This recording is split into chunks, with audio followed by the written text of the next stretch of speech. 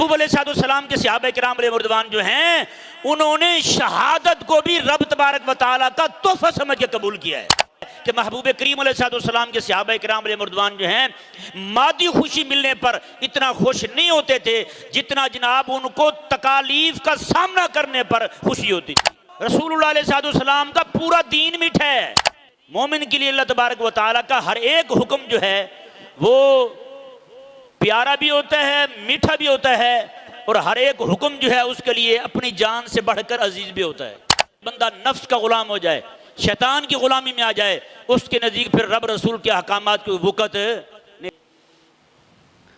अल्लाह तबारक व तआला के कुरान मजीद फुरकान हमीद की सूरह तौबा शरीफ की आयत नंबर 124 तिलावत की यह मुबारक और इसके आगे भी आयात मुबारक में इसी मज़मून के मुताल्लिक़ कुछ कलाम है, इंशाअल्लाह अज़्ज़ व जल्ल आपके सामने बयान करूँगा। खालिक और मालिक ने मुनाफिकीन का जो तर्ज़ था वो हमेशा से एतराज़ करने का रहा है। मुनाफिक हमेशा एतराज़ करता है, किसी भी काम से राज़ी नहीं होता है ना सर्दी से राज़ी होता है, ना गर्मी से राज़ी होता है, और ना जनाब वो बल्कि किसी शय पर राज़ी होता ही नहीं।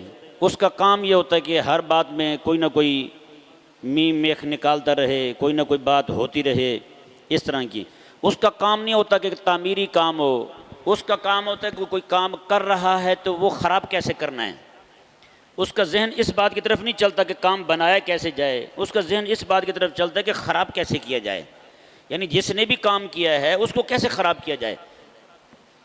तो अल्लाह तबारक व तआला ने इन आयात मुबारक में जो मज़मून बयान फरमाया है ना, फरमाया कि जब भी कोई आयत मुबारक नाज़िल होती है, ये सूरत नाज़िल होती है, तो मुनाफिकीन जो हैं सहाबा किराम अलैहिर्रिज़वान के पास आकर के सवाल करते हैं। वो सवाल क्या है? अल्लाह ताला ने इरशाद फरमाया, वइज़ा मा उन्ज़िलत सूरतुन, मैं जब भी कोई सूरत नाज़िल होती है हबीब करीम अलैहिस्सलाम पर, तो फ़मिनहुम मन यक़ूलु, तो कुछ लोग जो हैं वो आकर के कहते हैं अय्युकुम ज़ादतहु हाज़िही ईमाना, ओए इन आयात ने, इन सूरतों ने कितना ईमान तुम्हारा बढ़ा दिया है, कितना तुम्हारा ईमान बढ़ गया है, इससे हमें भी तो समझाओ। अल्लाह ताला ने इरशाद फरमाया, फ़अम्मल लज़ीना आमनू, ये तो बोली किसी और की थी कि वो पूछते थे कितना ईमान बढ़ा है तुम्हारा, लेकिन जो सहाबा थे, जो अहले ईमान थे, वो क्या कहते थे? अल्लाहु अकबर कबीरा। अल्लाह ताला ने फरमाया, फ़अम्मल लज़ीना आमनू फ़ज़ादतहुम ईमाना, फरमाया बाकी रहे अहले ईमान, वो तो जब अल्लाह ताला की तरफ से कुरान आता है, वही आती है, सूरत आती है, कोई आयत आ जाती है, तो मैं फ़ज़ादतहुम ईमाना, उनका तो ईमान बढ़ जाता है, उनका तो ईमान ज़्यादा हो जाता है। और ना सिर्फ ये कि ईमान बढ़ जाता है, बल्कि अल्लाह ताला ने फरमाया वहुम यस्तबशिरून, अल्लाह उनको हुक्म देता है, वो तो खुशियाँ मनाते फिरते हैं कि मालिक ने हमें हुक्म दिया है, मालिक अज़्ज़ व जल ने हमें ये, मालिक अज़्ज़ व जल हमें मुखातब बना रहा है, वो तो खुश होते हैं आले ईमान इस बात पर। समझ आया नहीं समझ आया? अब जरा देखें करीम आका अलैहिस्सलाम के सहाबा किराम अलैहिर्रिज़वान जिस तरह का भी हुक्म अल्लाह ने दिया है सहाबा किराम अलैहिर्रिज़वान को, वो अल्लाह के एक एक हुक्म पे खुश हुए हैं। किसी हुक्म पे सहाबा किराम अलैहिर्रिज़वान जो है वो नाराज होने वाली बात नहीं हुई। समझ आया ना? हज़रत इब्राहीम अलैहिस्सलाम है ना, इब्राहीम अलैहिस्सलाम को जो अल्लाह ने खलील बनाया है, वो क्यों खलील बने थे? इसीलिए तो खलील थे कि हर बात में अल्लाह का जो भी हुक्म आ जाता उस हुक्म पे वो राज़ी रहते थे, अल्लाह ताला के हुक्म आने पे खुश होते थे। वो चाहे हुक्म जो है उनके लिए आग में जाने का मामला हो, रब ताला की रज़ा समझ के जा रहे हैं, चाहे वो जनाब हिजरत का मौका हो, खुश होके जा रहे हैं, चाहे अपने दूध पीते बच्चे को संगलाख पहाड़ों में छोड़ने का मामला हो, खुश होकर छोड़ के जा रहे हैं, चाहे बेटे के गले पे छुरी रखने का मामला हो, इब्राहीम अलैहिस्सलाम खुश होकर छुरी रख रहे हैं। किसी बात पे कोई नाराजगी वाला मामला नहीं है। यानी जो मुकर्रबीन बारगाह इला हैं उनका नजरिया शुरू दिन से यही रहा है कि जो भी हुक्म मालिक अज़्ज़ व जल की तरफ से आएगा वो हमारे लिए खुशी का सबब होगा, चाहे उसमें किसी छोटे काम का हुक्म हो, चाहे जान देने की बात हो। वो हर एक हुक्म को अल्लाह तबारक व तआला की तरफ से तोहफा समझ के कबूल करते हैं और तोहफा मिलने पे कोई रोता नहीं है। अब देखें, हज़रत उम्मुल मोमिनीन आयशा तो सिद्दीक़ा रज़ी अल्लाह तआला अन्हा फरमाती, जिस रात अल्लाह तबारक व तआला ने हबीब करीम अलैहिस्सलाम को हिजरत का हुक्म दिया ना, उस रात करीम आका अलैहिस्सलाम वहाँ से आते हैं हमारे घर में। हज़रत अबू बकर सिद्दीक़ रज़ी अल्लाह तआला अन्हु को हुजूर फरमाते हैं कि अबू बकर तुमने मेरे साथ चलना है। अब क्या ख्याल है, हज़रत अबू बकर सिद्दीक़ रज़ी अल्लाह तआला अन्हु को पता नहीं था कि सारे मुशरिक जो हैं वो तलवारें लेके हुजूर को ढूंढ रहे हैं। अगर मैं इस वक्त आका अलैहिस्सलाम के साथ जाता हूँ तो मेरी भी जान पे बनेगी, है ये नहीं? तो मेरे साथ भी मामलात खड़े हो सकते हैं। अल्लाह अकबर। लेकिन हज़रत आयशा फरमाती हैं कि हज़रत अबू बकर सिद्दीक़ ने जब ये सुना ना कि हुजूर फरमा रहे हैं अबू बकर तू भी मेरे साथ चलेगा, तो कहते हैं कि हज़रत अबू बकर सिद्दीक़ खुशी में रोने लग गए, खुशी में रोने लग गए। हज़रत आयशा फरमाती है मुझे तो पता ही उसी दिन चला कि रोना खुशी में भी आता है, खुशी में भी रोना आता है।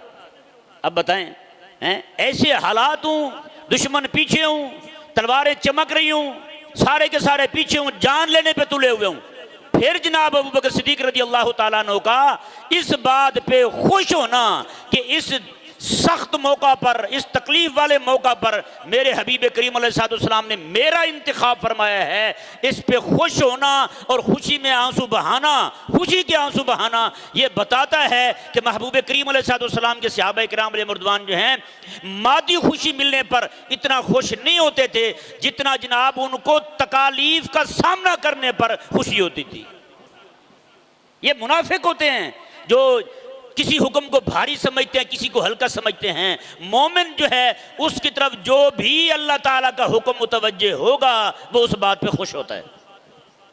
मोमिन यही समझता है ये मेरे रब का दीन है, ये मेरे रब का हुक्म है, मेरे हबीब करीम अलैहिस्सलाम की तरफ से हुक्म आ रहा है तो मैं हर एक हुक्म पर जानो दिल से कुर्बान हूँ।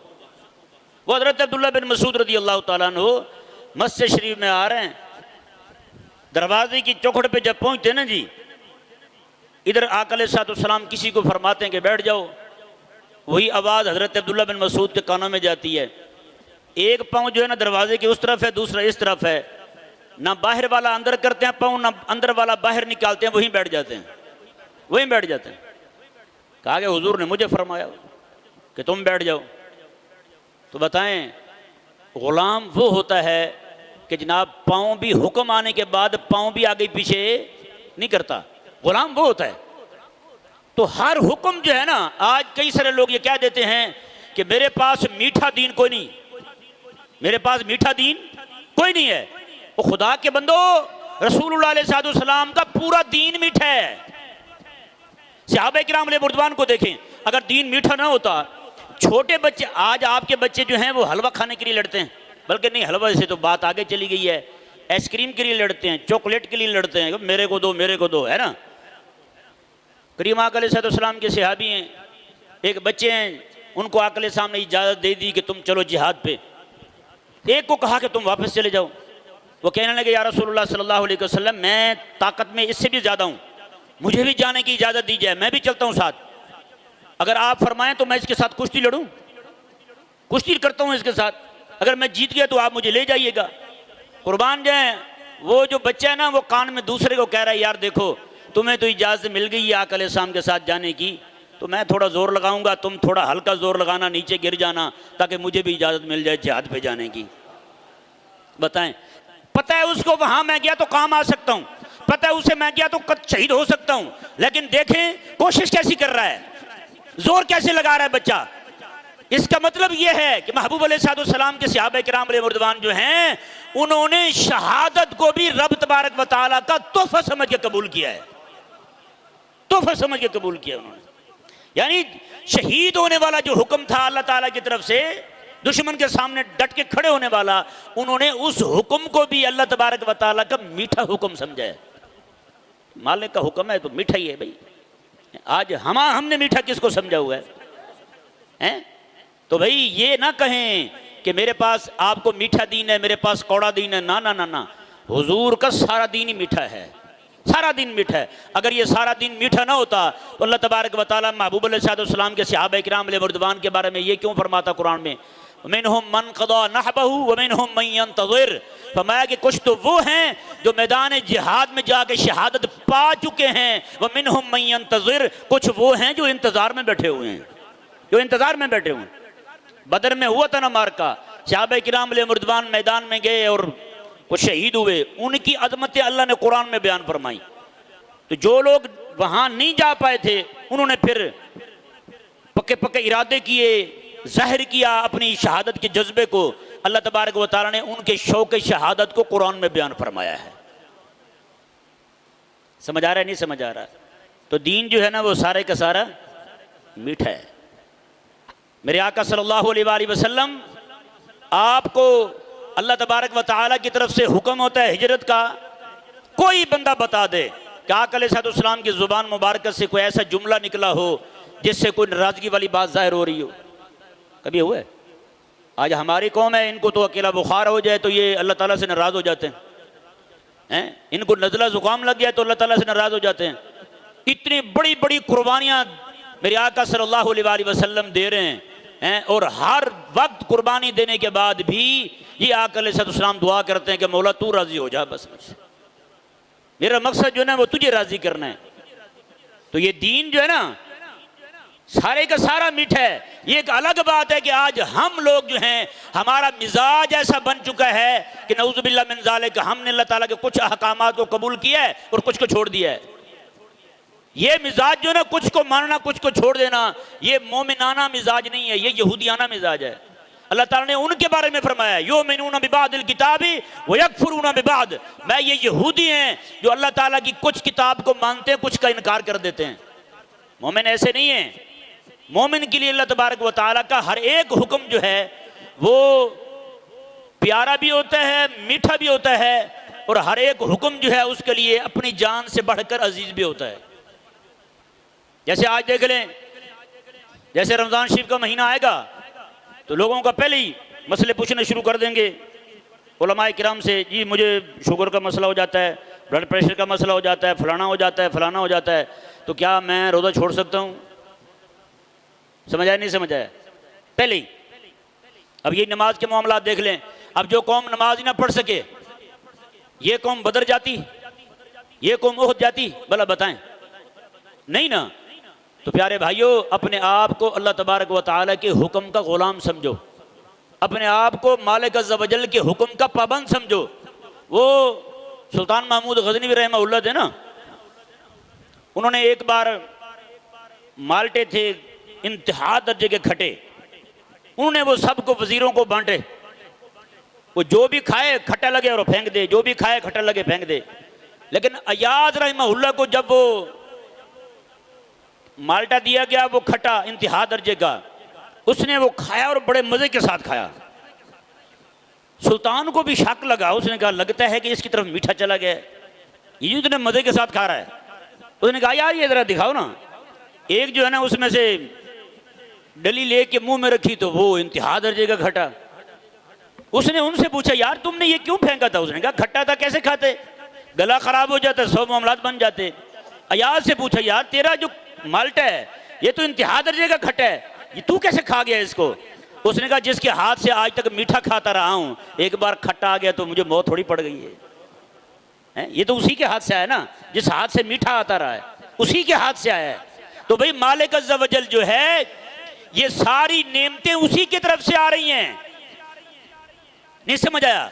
सारी नेमतें उसी की तरफ से आ रही हैं और हर एक नेमत उसकी कबूल है, हर एक नेमत उसकी कबूल है। लेकिन जब मालिक अज़्ज़ व जल कहे कि मेरी बात भी मानो, वहां से पांव पीछे हो जाते हैं। नऊज़ुबिल्लाह मिन ज़ालिक। आज नए नए इश्काल बयान किए जाते हैं। अभी कल का जो मैं आपको बताऊं, एक बंदे का मुझे फोन आया, कहते हैं कि मेरे एक दोस्त ने अपनी बीवी को तलाक दी है और तलाक़ें भी 3 दी हैं। कहते हैं अब जिस आलिम के पास जाते हैं वो कहते हैं कि तुम्हारा आपस का मेल जोल ठीक नहीं है, अब तुम इकट्ठे नहीं रह सकते। अब उसके अल्फाज क्या है, इस्लाम में तो ऐसी कोई सख्ती नहीं है। इस्लाम तो बिल्कुल, मैंने कहा सख्ती नहीं थी तो फिर निकाह किए क्यों था? नहीं समझ आया? इस्लाम में सख्ती कोई नहीं, फिर आपके यहाँ सख्ती क्यों है भाई? है या नहीं? इशारा क्रॉस करने पे पकड़ लेते नहीं पकड़ते? स्पीड ओवर होने पे रोकते नहीं रोकते? चलान करते हैं ना? ये बंदा पूछे सख्ती इस्लाम में कोई नहीं, आपके यहाँ क्यों है फिर? यानी इसका मतलब यह है कि रब का हुक्म मानने में इतने नाफरमान वाक़े हुए हैं कि ऐसे ऐसे जुमले बोल के इस्लाम में तो सख्ती कोई नहीं, लोगों को अल्लाह का नाफरमान बना दिया जाए। और अपना गुलाम ये यूं बनाते हैं कि बात जनाब ना, ये कह दिया यहाँ से आगे नहीं तो फिर आगे नहीं जाना, तुमने यहीं रुकना है बस। है या नहीं ऐसा? तो इसलिए बंदा मोमिन जो है ना वो ऐसे मिजाज का नहीं होता। मेरे करीम आका सल्लल्लाहु अलैहि वसल्लम ने एक हदीस पाक में बयान फरमाया, बंदा मोमिन जो होता है ना वो अल्लाह तबारक व तआला का यूं फरमा बरदार होता है जैसे ऊंट होता है। ऊंट मालिक के दरवाजे पे बंधा होता है, मालिक का छोटा सा बेटा भी आके उसकी मुहार को खोलता है, जहां चाहता है ले जाता है, जिस तरफ चाहता है ले जाता है, उसे इधर ले जाता है उधर ले जाता है, सामान लाद देता है, सामान उतार देता है। वो ऊंट जो है ना तो खुलने पे एतराज करता है, ना बंधने पे एतराज करता है, ना जनाब वो सामान उतारने पे एतराज करता है, ना सामान लादने पे एतराज करता है। ऊंट कभी एतराज नहीं करता। मेरे करीम आका के सामने मैं बंदा मोमिन जो है उसकी मिसाल भी ऊंट की तरह है। जैसे ऊंट अपने मालिक का फर्मा बरदार होता है, इसी तरह बंदा मोमिन जो है वो भी मालिक अज़्ज़ व जल का फर्मा बरदार होता है। लेकिन आज क्या है, आज छोटे से छोटा बच्चा वो भी खड़ा होकर कहता है हाँ जी ये वाला हुक्म जो है ना अल्लाह का, ये मुझे समझ नहीं आता, ये अल्लाह का हुक्म मुझे समझ नहीं आ रहा। बताएं, छोटे छोटे लड़के 4 दिन कॉलेज जाते हैं, 5वें दिन जनाबी सलाम पे एतराज कर रहे हैं, अल्लाह ताला के हकामात पे एतराज कर रहे हैं। ये हाल हो चुका है भाई। जब आप अपने जैसे लोगों पे, अपने जैसे इंसानों पे, दफ्तर में बैठे हुए आप अपने अफसर पे एतराज नहीं कर सकते, आप वहां पे वाट और वाई नहीं कह सकते, तो मालिक अज़्ज़ व जल की बारगाह में खड़े होकर तुम कैसे कह सकते हो? अल्लाह तबारक व तआला के लिए, अल्लाह ताला के हकामात पे तुम कैसे एतराज कर सकते हो? अल्लाह ताला के हकामात ही हैं जो तुम्हें बोझल लगते हैं, जो तुम्हें भारी लगते हैं? नहीं, हमारे बुजुर्गों ने लिखा है, उन्होंने कहा कि जो बंदा अल्लाह तबारक व तआला के हकामात में हिकमतें पूछ के अमल करता है, उस बंदे का अल्लाह तबारक व तआला के हुक्म पर ईमान नहीं है, वो आशिक नहीं है। नहीं समझ आया? बताया ना, दफ्तर में बैठा हुआ बंदा, अफसर ये कहता है कि फलां काम करो, कभी नौकर खड़ा होकर पूछता है, मुलाजिम पूछता है जी ये क्यों करना है? पूछता है? कभी नहीं पूछता। बताएं, वो तो खालिक और मालिक है, हैं? उसकी बारगाह में खड़े होकर हिकमतें पूछते हैं, मुझे ये काम करना है तो क्यों करना है? ना भाई ना, गुलाम जो होता है ना वो हुक्म का पाबंद होता है, उसके लिए पूरी कायनात से बढ़कर कोई शय होती है तो मालिक अज़्ज़ व जल का हुक्म होता है, बस इसके आगे वो किसी शय को नहीं जानता। रब तबारक व तआला ने इरशाद फरमाया, जी देखें आया मुबारक को, मैं मोमिन जो हैं वो खुश होते हैं अल्लाह तबारक व तआला की तरफ से हुक्म आने पर।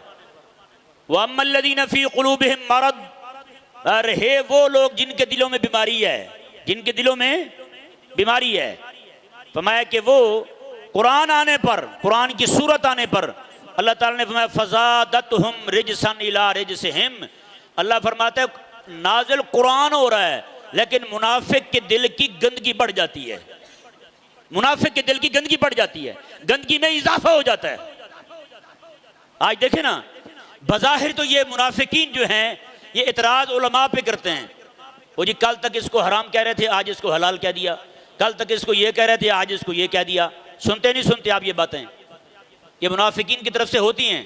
कहते हैं मौलवियों का एतबार है, आज एक शय को हराम कह रहे हैं कल इसको हलाल कह देंगे।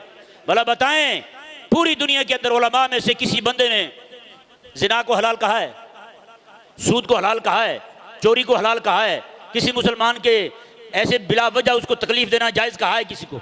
तो भाई ये हराम जो हैं, जो कतईयात में से हैं, उसको तो कोई भी आलिम हलाल नहीं कहता, कहता है।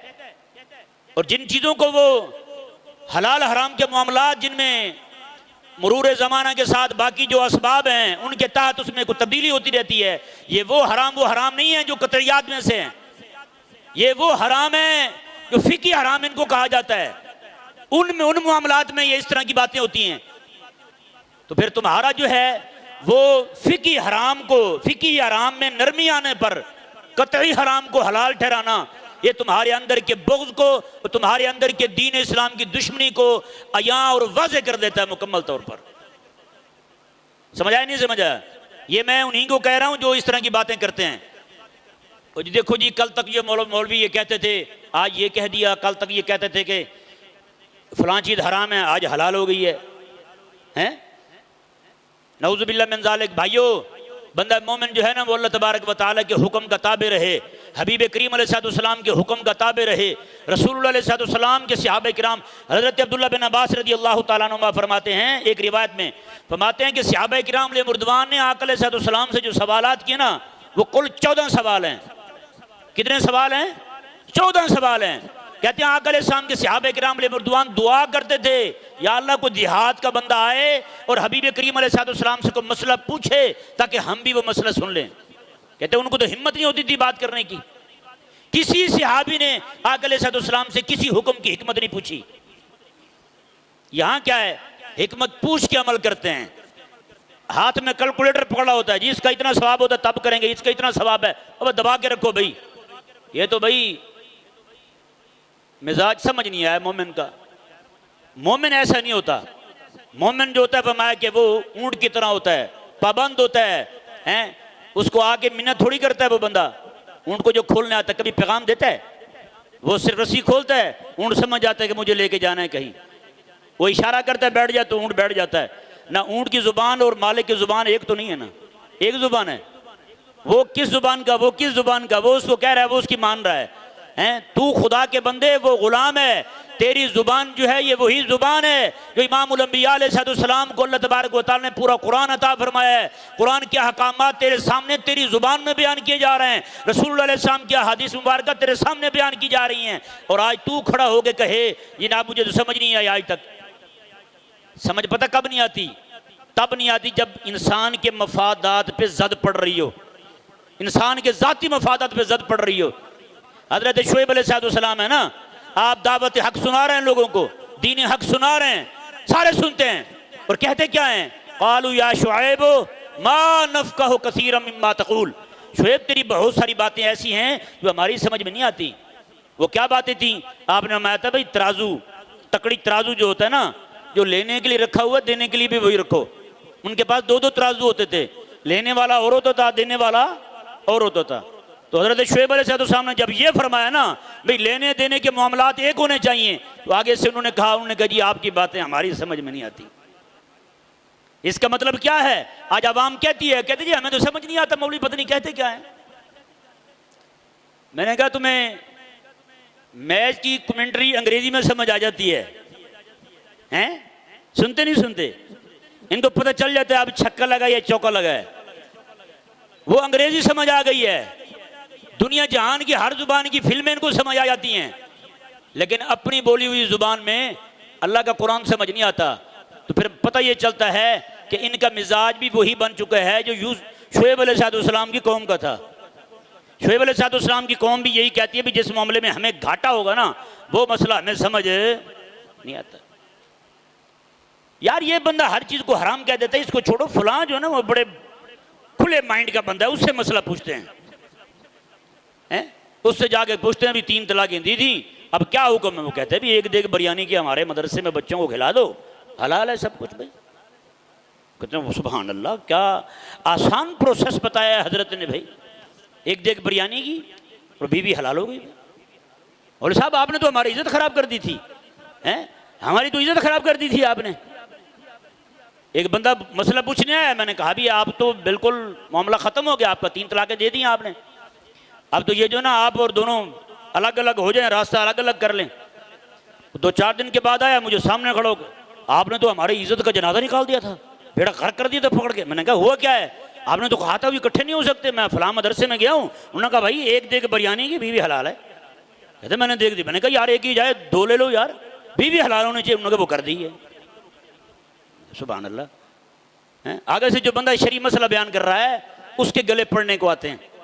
ये तभी होता है जब बंदा नफ्स का गुलाम हो जाए, शैतान की गुलामी में आ जाए, उसके नज़दीक फिर रब रसूल के अहकामात की वक़्त नहीं रहती। प्यारे भाइयों, आज ये वक्त जो है ना ये गुजर जाएगा, सच्ची बात है।